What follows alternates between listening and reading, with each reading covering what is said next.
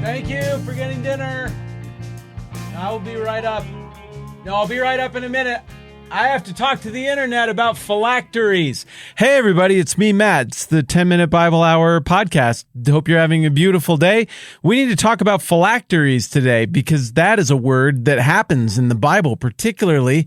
It happens in Matthew 23, verse 5, and then there's other stuff related to that goes on through 6 and 7.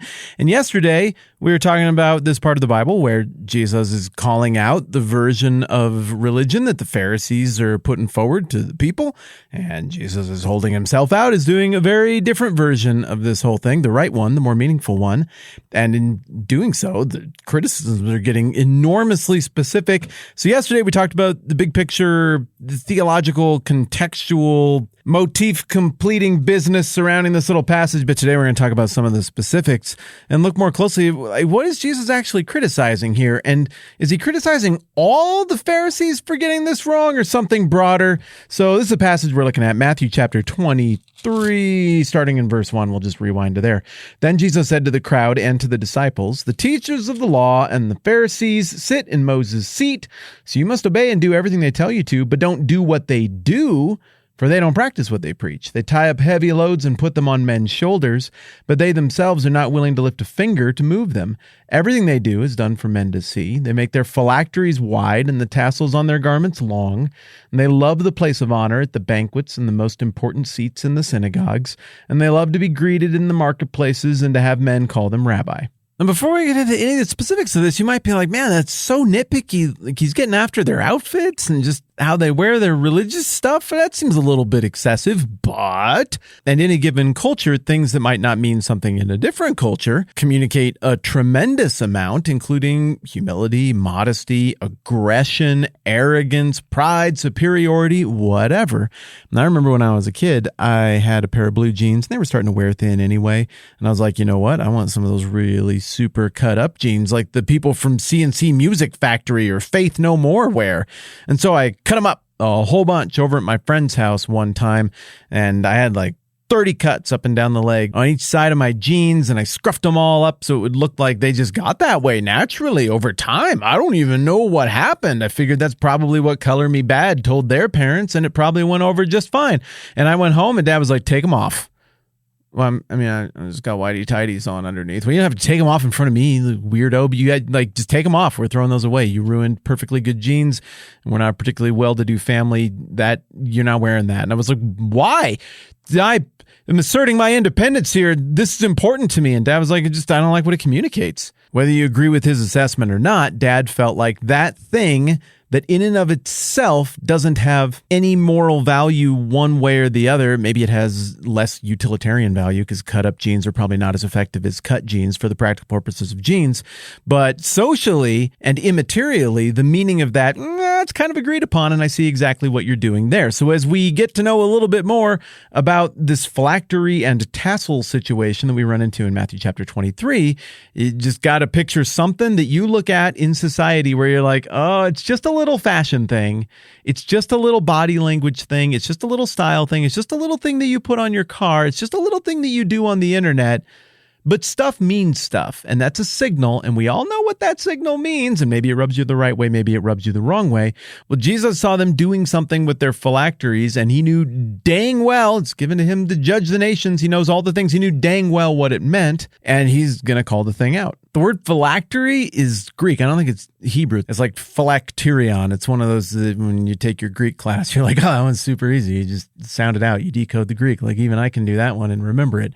But what I didn't see coming when I first got taught about that word by people way smarter than me is that it has connotations in the classical Greek of almost like an amulet of protection, like some kind of warding trinket. And I assume, but definitely do not actually know this for sure, that the term phylactery, the Greek word there, got picked up in the Greek translation of the Hebrew scriptures, what we call the Old Testament in Christianity, that is called the Septuagint, that predates Jesus by a couple hundred years. It was the Bible that was in circulation at the time of Christ.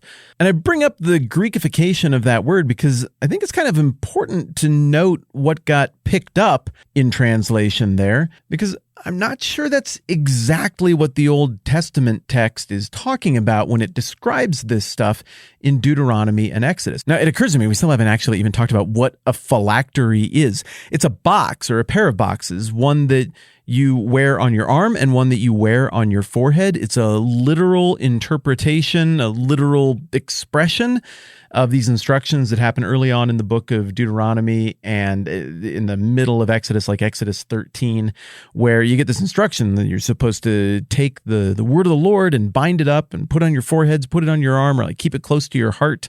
And so quite literally what evolved was this practice of making these boxes of certain dimensions where certain scriptures, specifically Deuteronomy 6:8, Deuteronomy 11:18, Exodus 13 something and 13 something else, like the first half of chapter 13, all of these four passages get written out in a very precise way with a special kind of ink on a special kind of, I guess you call it vellum or parchment, an animal skin, a kosher animal skin. There's like a kosher way to do a phylactery, and there's like a special type of leather strap that you use to fasten the phylactery, the sealed box with the little tiny scrolls of scripture in there to your forehead and to your arm. And the one that goes on your forehead is divided into four boxes with each of those four passages that I just mentioned a second ago being tucked away in there.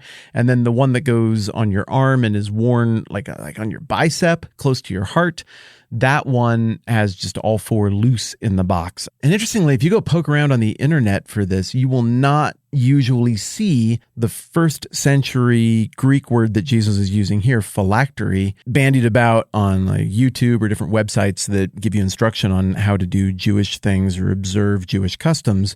There you will see this referred to as tefillin, but it's a reference to the same stuff and a reference to the same parts of the Bible. So here's a quick sample of what those passages read like that would be included in a phylactery or a tefillin. Deuteronomy 6, I marked it. I can't actually turn there that quickly on my own. And verse 8, tie them as symbols on your hands and bind them on your foreheads. Write them on the doorframes of your houses and on your gates. I think there's actually more to that one, but that kind of gives you the gist. Deuteronomy 11:13. So if you faithfully obey the commands I'm giving you today to love the Lord your God and to serve him with all your heart and with all your soul, then I will send rain on your land in its season, both autumn and spring rain, so that you may gather in your grain, new wine, and oil. I will provide grass in the fields for your cattle, and you will eat and be satisfied. Be careful, or you will be enticed to turn away and worship other gods and bow down to them. Then the Lord's anger will burn against you, and he will shut the heavens so that it will not rain, and the ground will yield no produce, and you will soon perish from the good land the Lord is giving you. Fix these words of mine in your hearts and minds, tie them as symbols on your heads, and bind them on your foreheads. Teach them to your children, talking about them when you sit at home, and when you walk along the road, and when you lie down, and when you get up. And then the other two passages are over in Exodus 13, and I have that marked too. It looks like 1 through 10 is the first passage, and then it divides there, and 11 through 16 is the second passage from Exodus 13. And there you get a lot of the same language about like, bind this to you, internalize it, hold tight to the word of God. But there's also reminder language there about what God did in the Exodus and leading you up out of Egypt. So it's kind of a covenant reminder. So you can kind of see how in the context of first century Greek magic culture, which is a thing we've talked about in the past here, that there could be kind of a meshing of this concept of warding off evil, warding spells. You still see that manifesting in the Middle Ages with gargoyles that are supposed to keep demons away, and even vampiric lore and things like that. It's always kind of been on the fringes of the Judeo-Christian tradition, and I think it kind of makes sense that it is on the fringes because there are promises in the text about God working good things and doing good things, and particularly there are covenant promises between God and the chosen people that happen in the Pentateuch in books like Exodus and Deuteronomy that kind of set up the narrative trajectory of the Old Testament, as we've discussed, that is about that playing out of the Mosaic covenant where God's like, I'm going to be your God and you're going to be my people. And if you obey me, everybody's going to know that I'm God because I'm going to bless you. And if you disobey me, everybody, all the other nations are going to know that I'm God because I'm going to punish you. All of that to say, I get how the critic could look at this and say, oh, like Jesus is calling them out because they are adopting, they're syncretizing true belief in God with Greek magic beliefs. And maybe there's something to that. We'll probably unpack that more tomorrow as we get into what the actual nature of Jesus' critique is here. And unsurprisingly, just like anything else in any culture, like blue jeans or haircuts or anything, there's always a way to do a thing that everybody does to put your own little spin on it, to draw attention to yourself, to do it with modesty and humility. And hopefully we've got enough of a groundwork from our little conversation right here to set us up to break down what Jesus might be intoning was wrong with how they were phylacterizing tomorrow in such a way that we can get closer to the heart of Jesus' critique here, so that we don't go through all this stuff where we're getting to know Jesus and then get to chapter 23 and just be like, oh, he's mad about a ton of stuff. And we can just feel free to extrapolate all of his remarks out into any kind of judgy rule system that we want to now. If we read the thing wrong, we're going to make the exact same mistakes that he seems to be criticizing here.